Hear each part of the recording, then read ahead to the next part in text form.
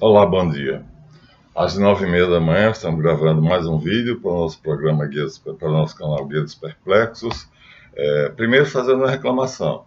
Gente, o pessoal, eu pedi a vocês, aqueles que puderem, façam uma doação mensal de pelo menos R$ 10. Começou muito bem, o pessoal fez os donativos nos primeiros 3 meses e agora escasseou, parece que esqueceram. Então, fica difícil, né? Então, por favor, não esqueçam, eu preciso de donativos. Esse canal será mantido e esse programa será mantido à custa da doação de vocês. Então, hoje, 30% das pessoas que começaram fazendo doações estão fazendo, o restante pararam, esqueceram. Por favor, inscrevam-se no canal, deem o like e façam suas doações. Pouca coisa, não precisa ser muito. Aquilo que não lhe pesar, mas doe para o nosso canal, por favor, pelo Pix, Nubank 223-992-677-53. Espero, sinceramente, que voltem as doações a ser em quantia como eram no início. Bom, esse agradecimento estende-se também ao fato de que o nosso canal está crescendo, mas assim, crescendo em visualizações, crescendo menos em inscritos. Aliás, eu não sei se é difícil se inscrever, porque se você se tem 9 mil, 90 mil visualizadores e só tem 500, 600, praticamente agora. Estamos com 596 inscritos. Então é difícil se inscrever? Por favor, se inscrevam. Né? Eu acho que não é difícil. Procurem saber como e se inscrevam. Eu preciso atingir 1.000 inscritos para entrar no programa de monetização do YouTube.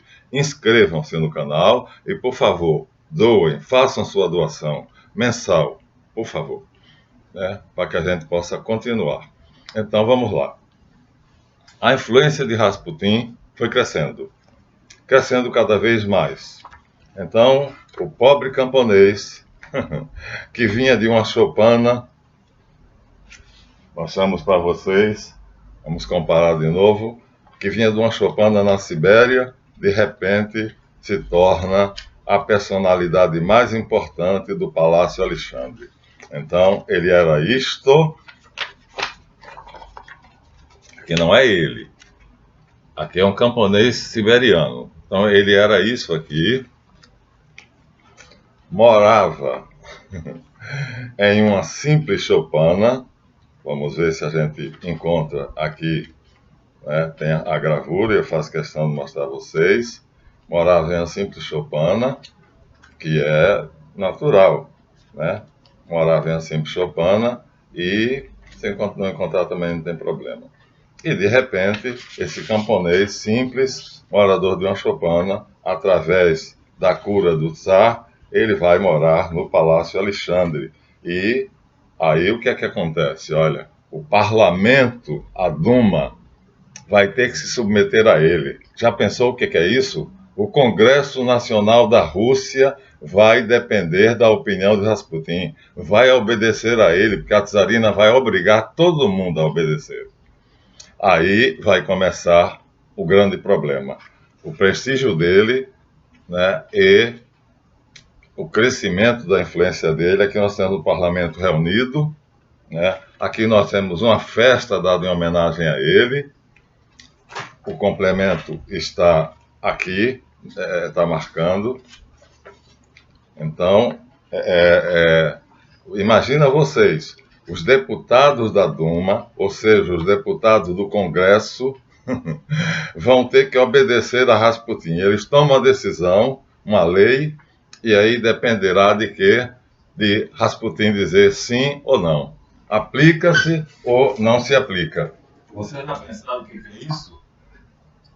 A nobreza vai ter que se ajoelhar aos pés de Rasputin. Aqui nós mostramos a vocês a figura de Rasputin. Perdão, eu vou ter que deixar aqui porque o som está atrapalhando. Então, nós mostramos aqui uma figura, né, a nobreza tendo que bajular Rasputin. Então, aqui está ele, né? Então nós mostramos aqui para vocês, olha aqui, ó, a nobreza russa, né? Ele está aqui. Ele é a figura central de uma reunião, inclusive de mulheres. E essas mulheres são casadas. E os maridos não se incomodam delas serem amantes de Rasputin. Quer dizer, a coisa vai chegar a um ponto em que ele vai atrair inimigos de todo o tipo. E ele parece que se considera invulnerável, invencível, imbatível. Por quê?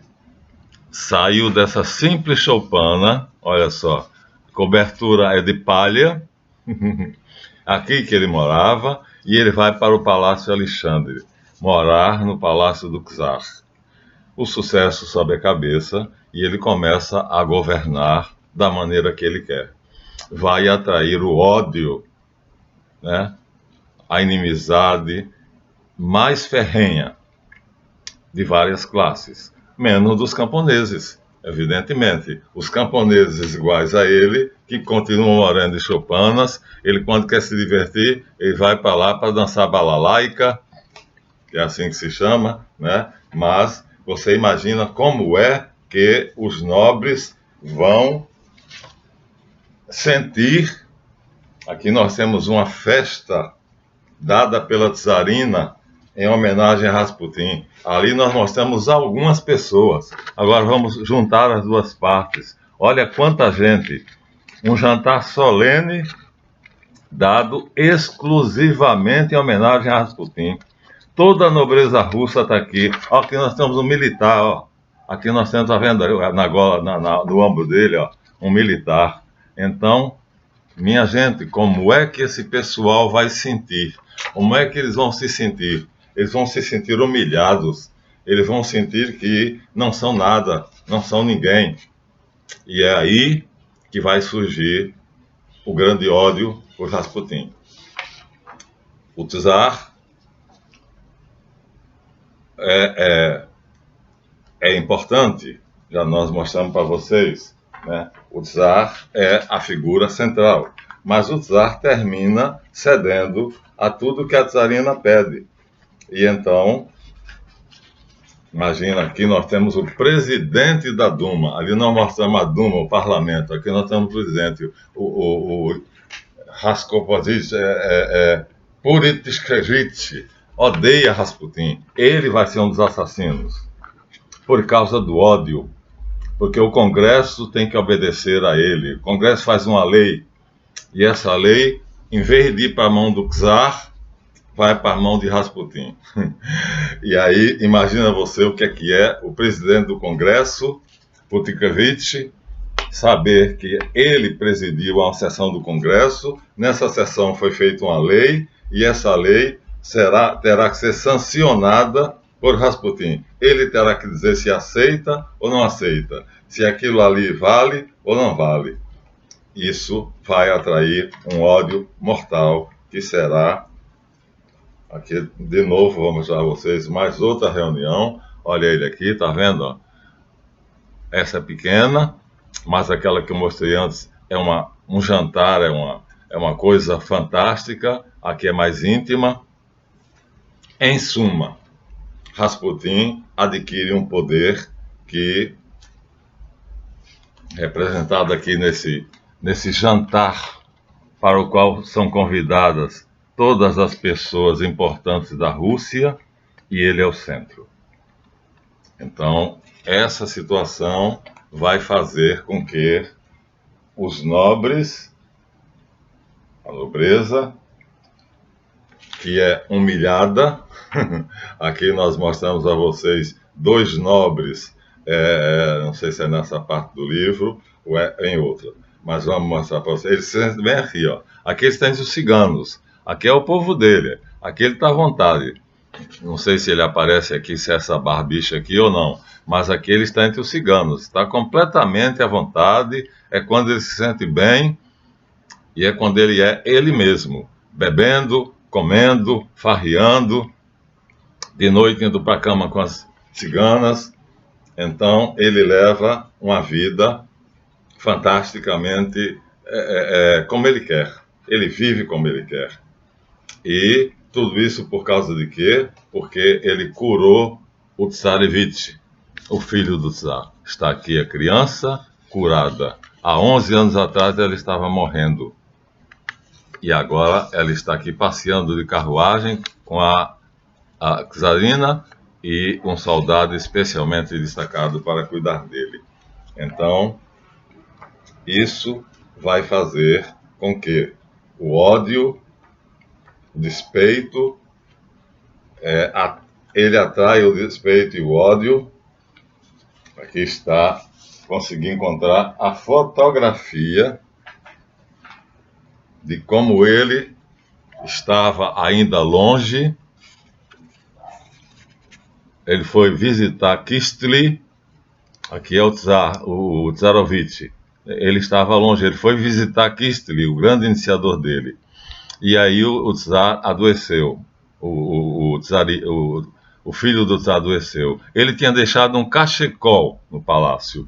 E o que é que ele mandou? Bote na testa, expulse os médicos, olha só, expulse os médicos do quarto do menino. E pega meu cachecol, coloque na testa dele e ele ficará imediatamente bom. E assim aconteceu. Olha, gente, os médicos formados pelas academias de medicina, ele manda o seguinte recado: eu estou consultando o meu mestre, meu iniciador está velhinho, vai morrer, e eu tenho que estar aqui assistindo a ele na hora da morte. Não posso voltar, mas não tem problema. Eu deixei meu cachecol aí. É frio, né? Então eles usam cachecol. Pega meu cachecol, bota na testa da criança. Ó, nós temos aqui a enfermeira, né? E outro rapaz aqui. Bota na testa da criança e ela imediatamente se recuperará. Foi exatamente assim que aconteceu. Mesmo à distância, olha que poder fantástico conseguir essa foto. Então, consegui achar a foto no livro. O livro tem tudo.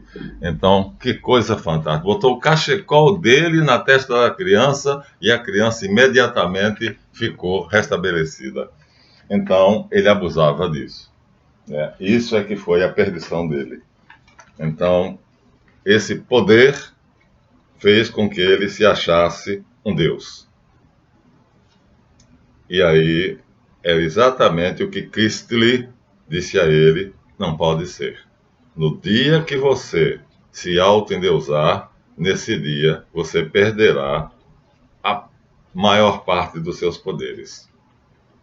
E aí, com esse auto-endeusamento, ele começa a atrair exatamente o ódio, né? Enquanto os ciganos estão, ele está aqui, ó, ele está aqui. Achei uma foto onde ele está entre os ciganos, tá vendo? Aqui são os ciganos, ele está aqui, olha, o barbão dele, à vontade, foi essa foto, não é esse aqui, ele está aqui, comendo, bebendo e fazendo excessos, pintando e bordando, e de noite vai sempre para a cama, uma ou duas vezes com ciganas diferentes. E aí, quando volta para o Palácio Alexandre, ele muda de personalidade, ele se torna uma pessoa absolutamente avesta. Eu queria encontrar de novo aqui, né, a fotografia onde ele está bajulado, né, por dois nobres que estão do lado dele. Acho que é na outra parte do livro. Vamos lá, vamos ver se eu encontro, se eu tenho a sorte de encontrar. Dois nobres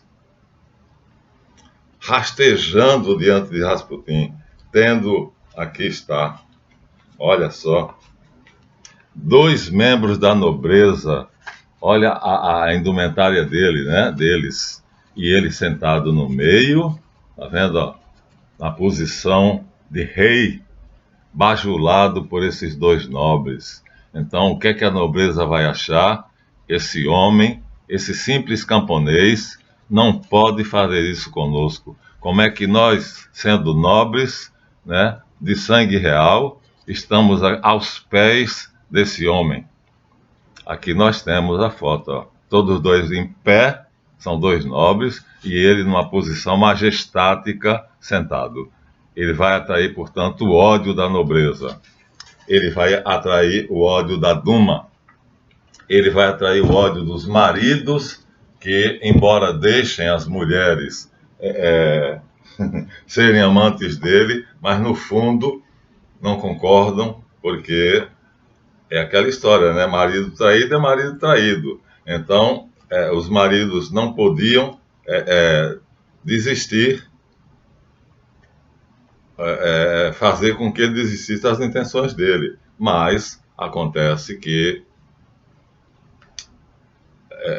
vão se sentir menosprezados. Então, ele pode pegar uma mulher casada e dizer ao marido: ó, vou levar ela para o meu quarto e você fica por aí, procura o que fazer e depois eu devolvo ela para você. Assim mesmo, dessa forma mesmo, desse modo como eu estou dizendo. Então, aqui nós temos um jovem nobre que compra uma pistola inglesa e vai levar para uma reunião de outros nobres.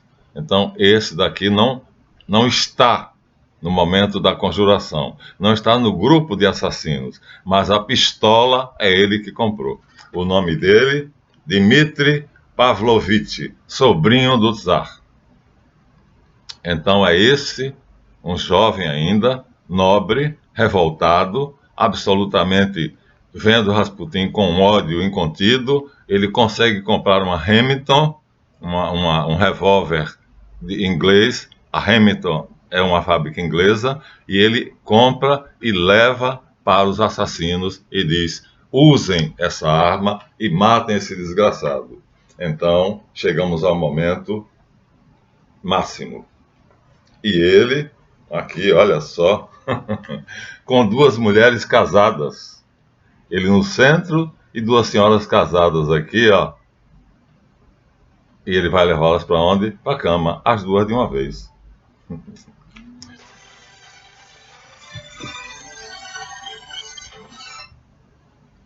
Oi, amor. Amor.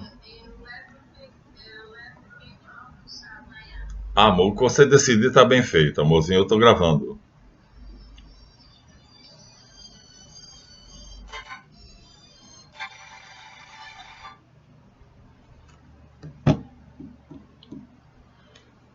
Entenderam bem?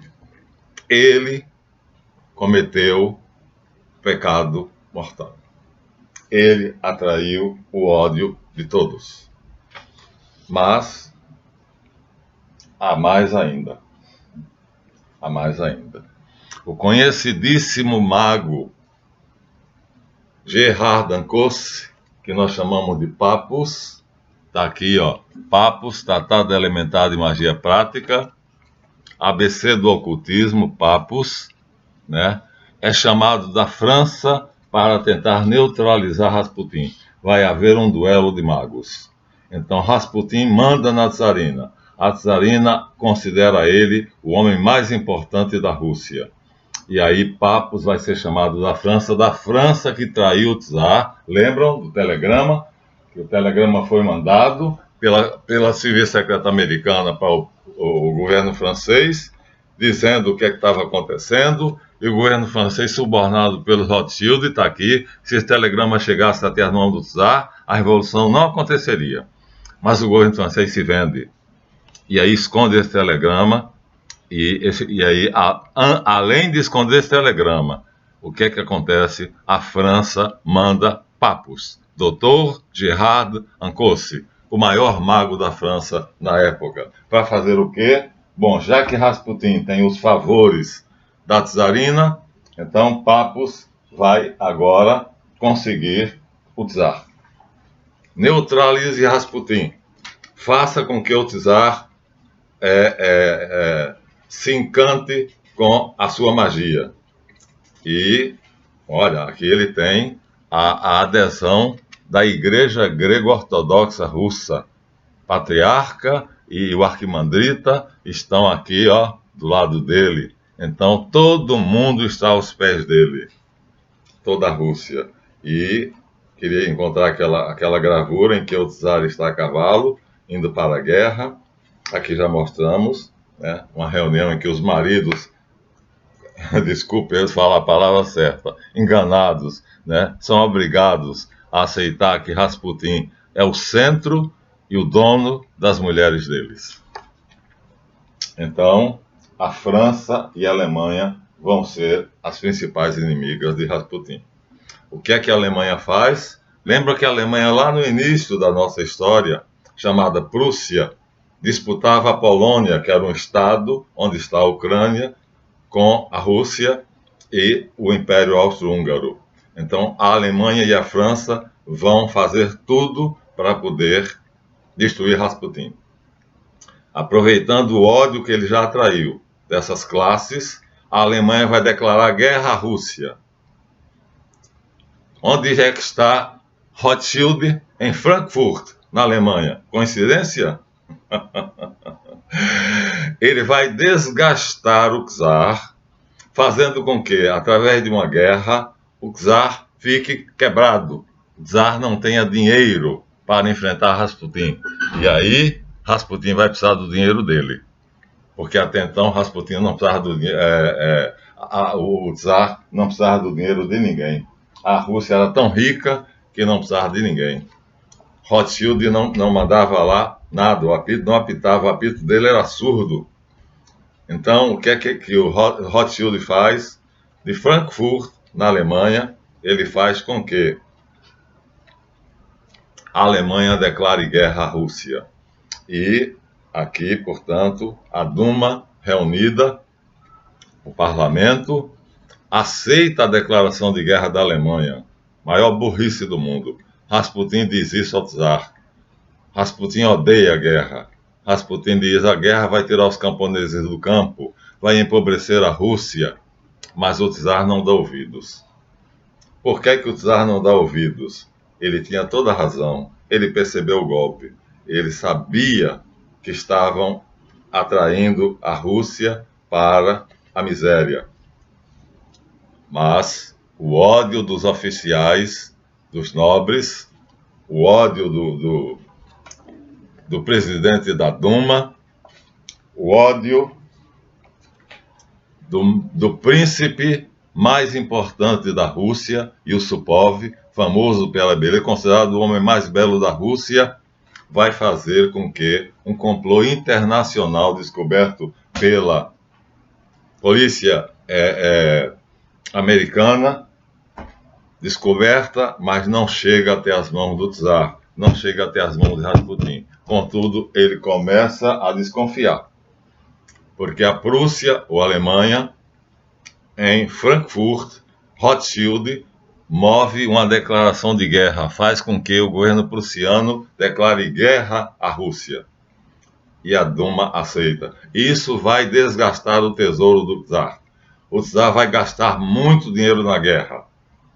E sustentado pela fortuna dos banqueiros Rothschild, Warburg, Schiff e vai por aí afora, a Rússia vai empobrecendo. O czar vai perdendo aquilo que ele tinha. Ou seja, ele vai terminar sem meios materiais. Ele vai terminar dependendo financeiramente dos banqueiros. E quando ele pediu empréstimo aos Rothschild, vocês já imaginaram, claro, não precisa eu dizer, que Rothschild vai negar. Então, as casas bancárias dos Rothschild, dos Warburg, dos Schiff, vão negar. Aqui nós temos, olha, o czar, lindo, lindo, lindo, tá vendo? Ó, com toda a saúde, a czarina feliz da vida com o gatinho no colo, e aqui o tio dela e um outro parente. Quer dizer, a família reunida e ela feliz da vida porque, olha só, o Tsarevich, o filho do czar, está crescendo, rindo, cada vez mais saudável, cada vez mais belo. Rasputin domina a czarina por causa do filho dela. Então, como eu disse, duas frentes, dois países vão mover-se para destruir a Rússia. E aí, para destruir a Rússia, o czarismo, é necessário acabar com Rasputin. Com Rasputin vivo, era impossível. Então, a Prússia antiga, que vai chamar Alemanha, é exatamente a habitação de Rothschild, né? Com o nome de Bauer ainda, ele vai mover uma guerra, vai declarar guerra à Rússia, e aí a Duma vai aceitar. Rasputin vai dizer: não aceite, não aceite. Mas aí, Gerard Dancossi já tomou conta do seu posto. O que é que ele faz? Ele faz sessões de ocultismo para o czar e para os príncipes que estão contra Rasputin. E aí ele usa a magia dele, fazendo com que apareça através de ectoplasma. Ele cria, ele também é um mago fantástico. E o que é que ele faz? No imenso salão, sob as vistas do czar e da nobreza, ele cria um ectoplasma e esse ectoplasma de repente se materializa e aparece Alexandre III, avô do czar. E o czar fica embevecido. Então agora Rasputin tem inimigo poderoso. Papus vai encantar o czar com a sua magia. Vai fazer pequenas brincadeiras, porque isso não é o que Rasputin faz. Rasputin faz coisa séria. Rasputin cura. Rasputin mantém as pessoas, vamos dizer assim, saudáveis, mantém a corte em ordem, mantém tudo organizado. E quando a Rússia declara guerra por ordem dos Rothschild, aceita a declaração de guerra da Alemanha, Rasputin diz, não pode, não aceite, e Papus diz, aceite, aceite, aceite. Quer dizer, Papus quer a destruição da Rússia. O nosso querido Gerard Dancossi, que eu admiro tanto e em cujos livros aprendi tanta coisa, então é o principal inimigo de Rasputin e vai destruir o czarismo, fazendo com que? Influenciando o czar. Fazendo espetáculos de magia barata,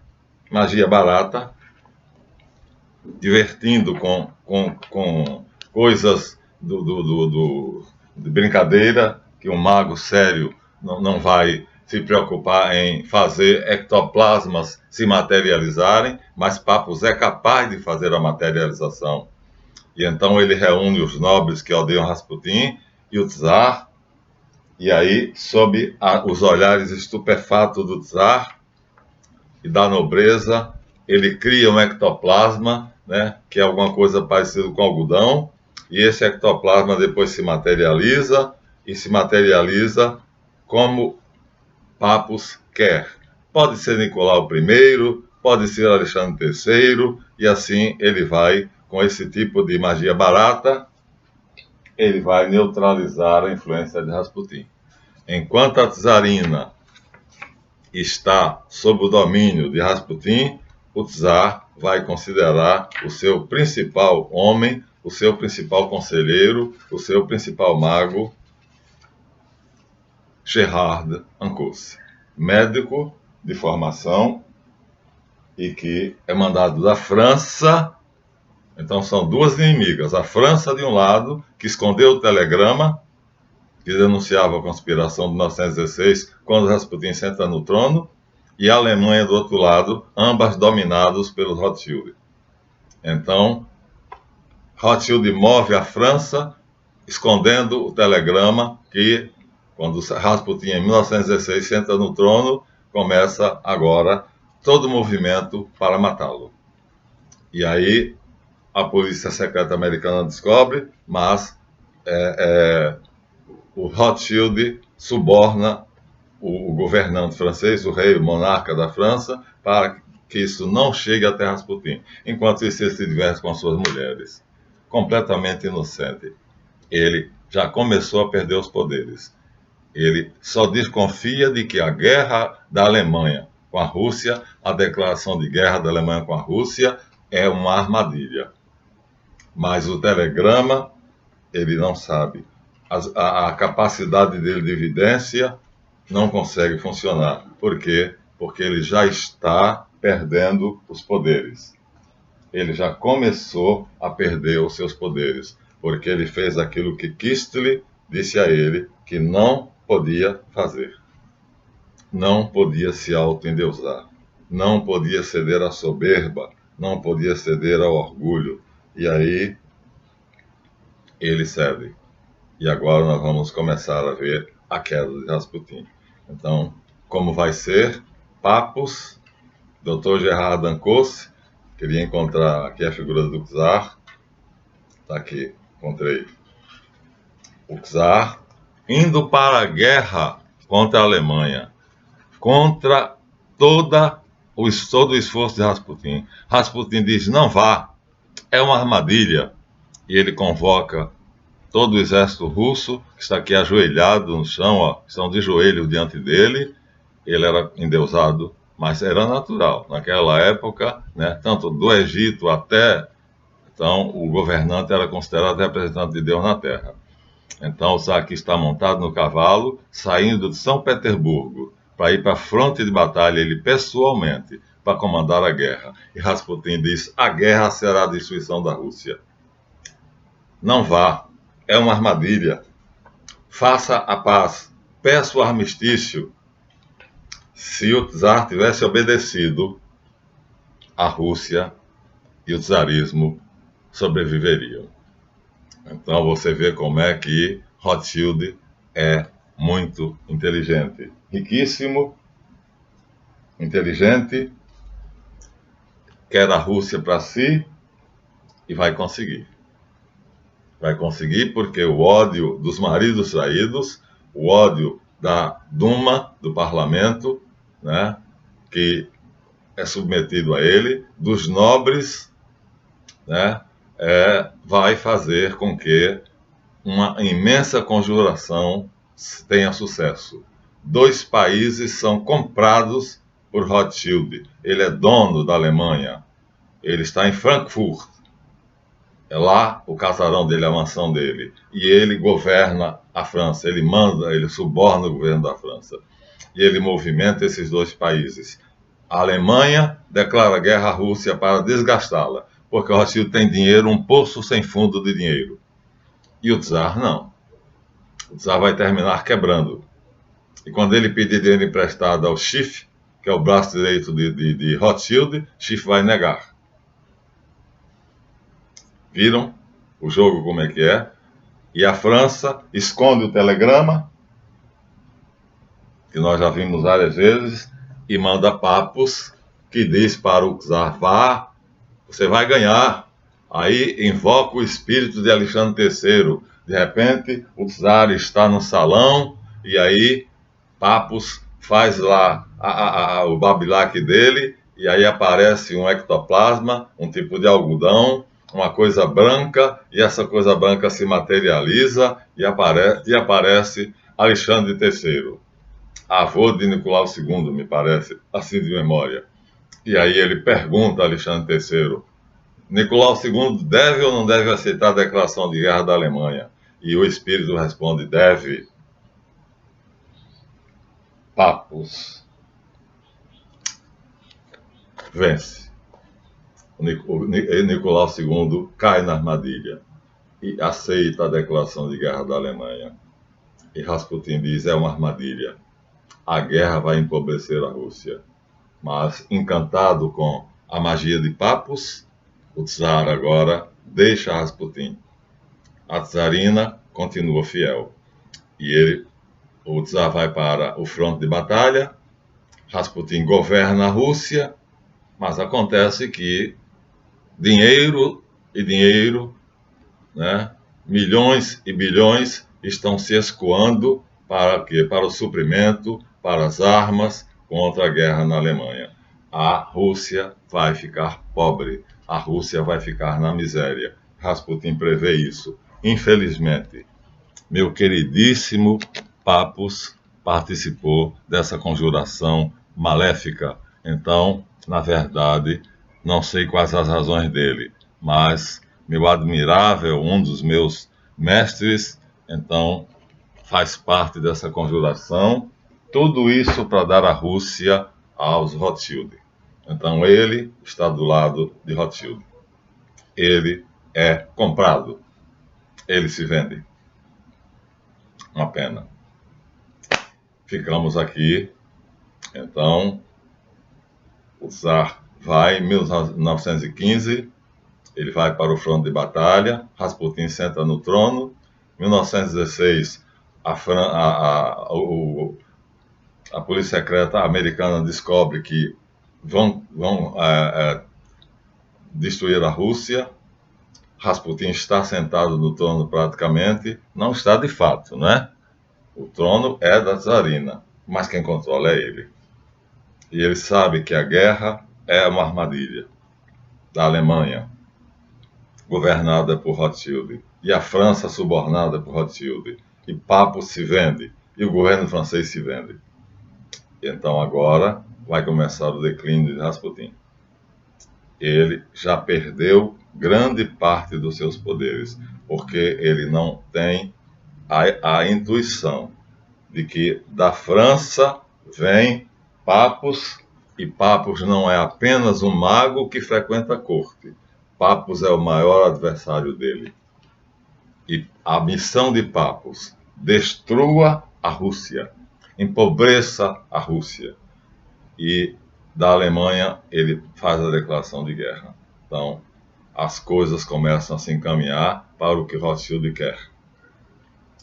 A Ucrânia, a Polônia, os eslavos, todos vão ser tomados da Rússia, e a própria Rússia vai ser tomada pelos Rothschild, que vai transformá-la na União das Repúblicas Socialistas Soviéticas. Explicamos agora detalhadamente como é que há a transição, né, de um Rasputin poderoso, imbatível, invencível, para um Rasputin que se enfraquece porque se endeusou.